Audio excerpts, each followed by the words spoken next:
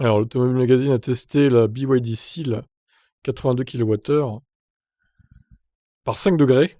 Donc, on va voir. Alors, eux, ils ont quand même, pour ceux qui connaissent pas ce site, ils ont quand même la fâcheuse tendance à appuyer un peu trop sur l'accélérateur et à donner des consos un peu irréalistes, ce qui a tendance à dénigrer un peu les voitures électriques, car au final, ils prétendent que les voitures électriques qu'ils testent, elles ont pas des autonomies, elles ont des autonomies moins grandes que ce qui est annoncé, beaucoup moins grandes, quoi.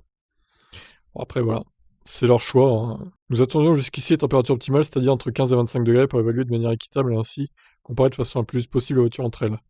Bon, bah là, c'est raté, du coup, 5 degrés, ouais, c'est pas dans la fourchette, quoi, hein. Alors, par contre, 2 tonnes 245 à cause de la batterie LFP et des 4 roues motrices.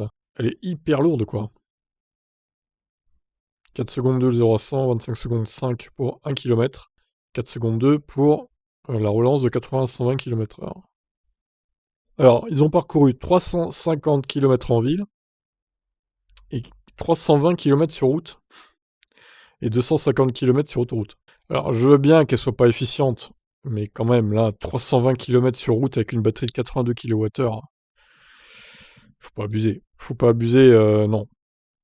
Ils ont mis le chauffage à 25 degrés ou c'est quoi l'idée là? Parce que bon. Non, le problème de cette voiture, c'est pas tant son autonomie, c'est surtout la recharge en fait. Elle est très mauvaise en recharge. Elle a une courbe assez minable et c'est ça son plus gros défaut.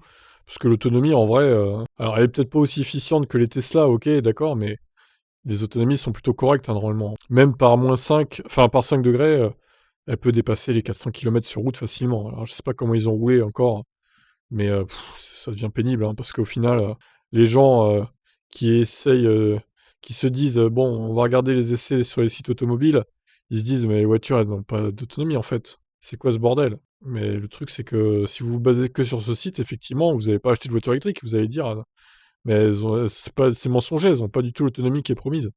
Non, c'est juste eux qui roulent n'importe comment avec, en fait. Et vous allez sur d'autres sites, hein, en vrai, c'est pas du tout les mêmes chiffres. C'est ça le truc. Qu'en pensez-vous?